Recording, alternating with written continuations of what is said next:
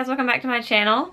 So I am very late in doing this video. I took sort of a, not so much like a hiatus, but a week off at the beginning of the year after the craziness that was Vlogmas, so that I could sort of spend some time actually reading, because I found that in the month of December I was super slumpy and I didn't read nearly as many books as I had planned to read in December. So I wanted to sort of get caught up on the things that I was in the middle of the first week of January and just really kind of take a week to sort of get refocused for the new year. And I have done that, and I am here to share with you my favorite books of 2016. I didn't go with like a top 10 or top 5 or anything. I just picked the books that really stood out to me and the ones that I just keep thinking about. They were books that just stuck with me throughout the year and I just really felt either affected by or just thought were so incredibly well written. So these are the ones that I'm going to share with you. I have, I think it is 3 novels, a middle grade, a graphic novel, and then one of them is an author because I couldn't pick which book. So yeah, I cheated on that a little bit. But it's my channel, my favorites, I do what I want. Anyways, let's get into the books that I loved this year. So I want to start first with what I think is hands down my favorite book I read this year.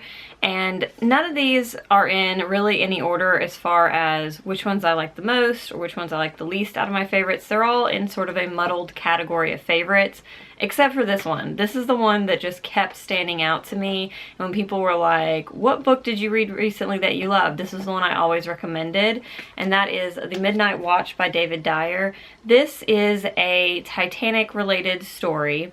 So it is set on, well, it's sort of set on the Californian, which was the ship that was closest to the Titanic when she sank, but did not go to her rescue.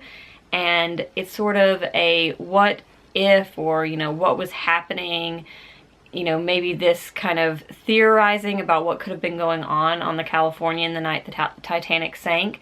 And it's also about the media frenzy that surrounded the Titanic, and it's very much about this incredible investigative journalism, and I just loved this. It was so well written, first of all, just absolutely beautifully written, well researched. David Dyer, I've said this before, I'll link my review for this for this book up above, down below, and it is basically, he's a Titanic scholar, like he's somebody who's super interested in the history of the Titanic, so he did his research before writing this for sure. And he just does such a wonderful job of blending fact and fiction, because this feels like nonfiction but reads as fiction. So it is fiction, but so many times you catch yourself being like, wait, is this true? Is this a nonfiction story? And I think that's beautiful how it blurs that line and is just absolutely fantastic. I think this stands out overall, basically, of all the Titanic books that I've read, as one of the best works of fiction related to the Titanic that there is out there on the market. So another one that I have talked about many times, and I actually thought I read this in 2016, and then when I was looking at my list I was like, wait, I read that this year? Because I read it back at the beginning of the year and just fell in love with it, and that is The Scent of Triumph by Jan Moran. Now, one thing you're going to find with all of these books is I have talked about most of them many times on my channel. I did a review of this one as well, which I will also link. And this is just this wonderful story around World War II, and it's not so much focused on the war itself as it is focused on the lives of this particular family and how the war affected them. So it's about a family that's sort of torn apart because of the war. This mother has to leave behind her child, and the whole thing is about her trying to get back to her child and about her trying to move on, understanding that it's possible that she may never find him. And so it's about her life. And the other thing that's so beautiful about it is that it weaves in perfumery really well. Jan Moran wrote a nonfiction book about perfume, and it shows in this because she has these wonderful little snippets at the beginning of each chapter where she has like a note of a perfume that relates to the chapter that follows, and it's really subtle how it relates, but it always relates. And I think that is absolutely gorgeous, and I love I loved the character, the main character in this book, and her personal journey, and I just thought that this was really well done. Again, something that weaves in some beautiful fact with fiction to just come out with this compelling story that really sticks with you. I feel like the theme of this year may be weaving fact with fiction, because the third book that I have is Your Heart is a Muscle the Size of a Fist by Sunil Yapa, and I was really anticipating this book. I think I heard about it on the Book Riot channel, but this is a book that is a fictional kind of retelling of the events surrounding the World Trade protests in Seattle, and this is something that I heavily researched in college. I've said this before, I did my thesis on media coverage of protests, so I was very interested to see a fictional account of a protest.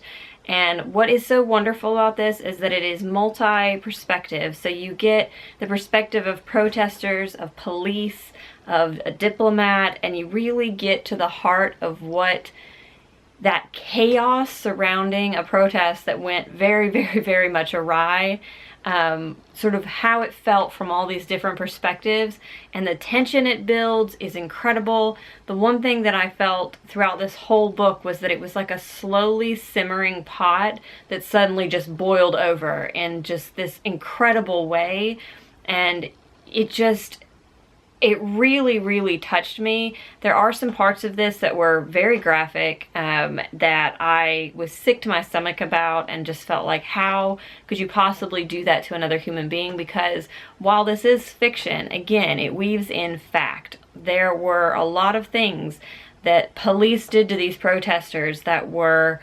horrifying and just unbelievable, inhumane acts, and it gives you this picture of, you know, that tension and that awful situation. It also gives you kind of a build up to where the minds of maybe those police officers were, and it's just, I don't know, it was really, really powerful in so many ways that I felt like anybody, especially in the situation, the society, the times we're in right now, could learn something from this book. And like I said, it was like a slow simmer, and then suddenly everything just boiled over to this incredible situation that just has stuck with me. This is the book that I think about more often than any other book I read this year. So now on to some lighter things, because those were all books that had very heavy topics, for sure. One of the books that really, really surprised me this year was by a local Chattanooga author, and that is The Queens Yeoman by T.D. Rolfson. And this book, I picked it up at a local reader-writer festival that my husband and I went to, and I heard the author kind of talking about it, and I thought, that's for me. I really like the idea of cultivating imagination in children, and I feel like this does that very well, because it is about a little girl whose grandmother used to always tell her stories about this magical realm, basically, and her grandmother passes away. That's not a spoiler. It happens, I think, actually before it's in the very first probably couple of pages of the book, and it's kind of about the reaction, so the grief reaction that she and her sister have, but then it's about her and her relationship to this magical imaginary realm her grandmother created, and her journey into that. So I feel like it deals with her grief, but it also really emphasizes the importance of imagination for children, because it's so magical and wonderful, and she goes into this incredible world, and I can just feel like that part of you that sees it as an imaginary play world, but that part of you that is so childlike and sees what she's seeing and feels enveloped in this fantasy world. And I just thought it was so amazing. This is a great book for younger children to kind of feel, I don't know, to encourage their imagination, to encourage them to really just create and be children, because I felt like that's what this book really was about, is about her really being a child and her dealing with some really serious topics, but in her own wonderful childlike way, and it was so good. And then a standout graphic novel series for me this year was Giant Days, and this is by, I think it's John Allison.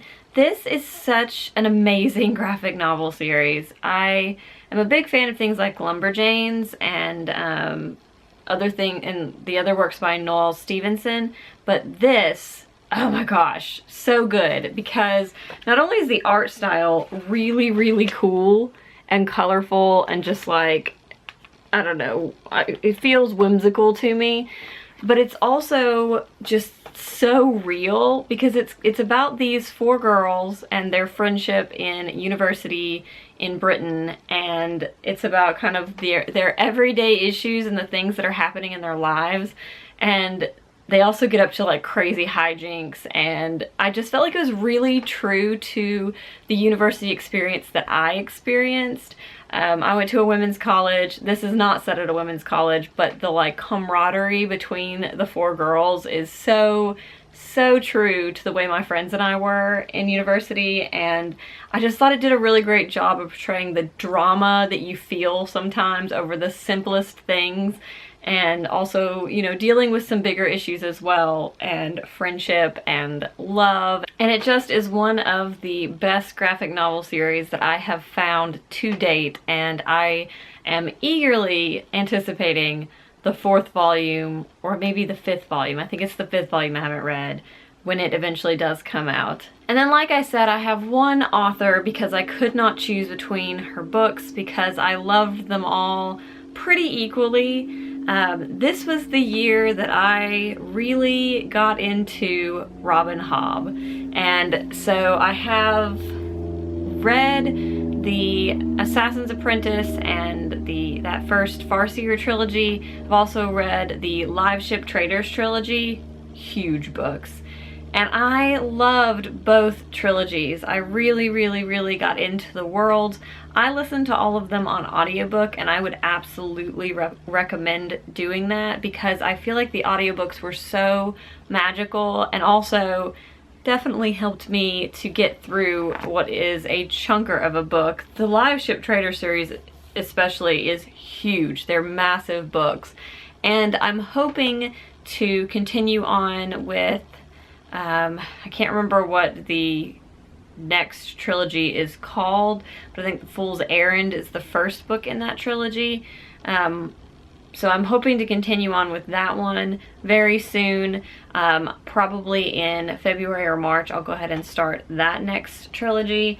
But I am really loving the Realm of the Elderlings kind of fantasy arc of Robin Hobb's, and I just think that, I know on BookTube they get a lot of attention, but I feel like in the greater world, I don't ever see anyone talk about these, and that's a shame, because I feel like Robin Hobb is such an incredible, fantastic, amazing fantasy writer. So yeah, I'm really glad that I got into her books this year. So those are the books that I just absolutely adored in 2016. I would love to hear if you have read any of these, or if you're gonna pick them up. Definitely tell me in the comments below. I would love to talk about any and all of these, because I have so many feelings on them.